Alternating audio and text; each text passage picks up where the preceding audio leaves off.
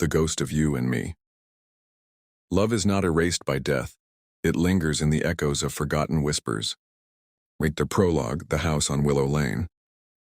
The old Victorian house on Willow Lane had stood abandoned for decades, its peeling paint and shattered windows warning away the curious.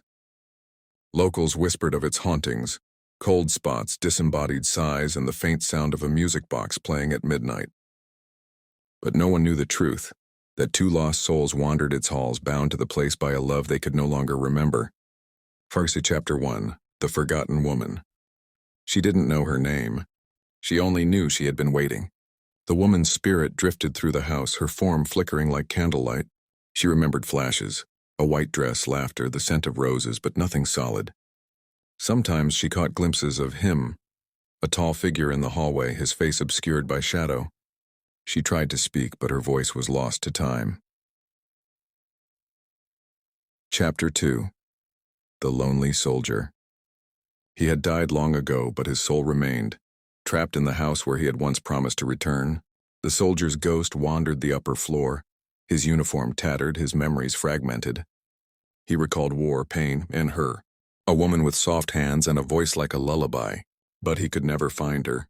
Sometimes he felt her presence, a brush of cold air, a whisper in the dark. But when he turned, there was nothing.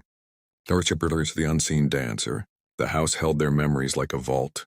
On stormy nights, the piano in the parlor played itself, the keys moving as if guided by invisible hands. The woman's spirit swayed to the music, her feet gliding over the dusty floor. Unbeknownst to her, the soldier stood in the doorway watching, aching to join her. But every time he reached out, she vanished. Outer Chapter 4. The Shattered Mirror. The only object that reflected the truth was the antique mirror in the foyer. One night the woman passed it and froze. For the first time she saw him, his reflection standing behind her, his hand hovering near her shoulder. Their eyes met in the glass, and for a heartbeat something clicked. "Do I know you?" her ghostly voice finally whispered. His lips moved, but no sound came out. Chapter 5. The Letter That Never Came. In the attic, hidden beneath a loose floorboard, lay a yellowed letter, unfinished, unsent. "My love, if I do not return from the war, know that my soul will find yours. Wait for me in our house. I will come back to you." The soldier had written it the night before his death. The woman had died waiting for him, never receiving his words. Chapter 6, The Final Goodbye. As dawn approached, the spirits felt a pull, the veil between worlds thinning. This time, when their hands touched, the memories flooded back. The picnics in the garden, the whispered promises, the war that tore them apart. "I waited for you," she wept. "I never left," he replied.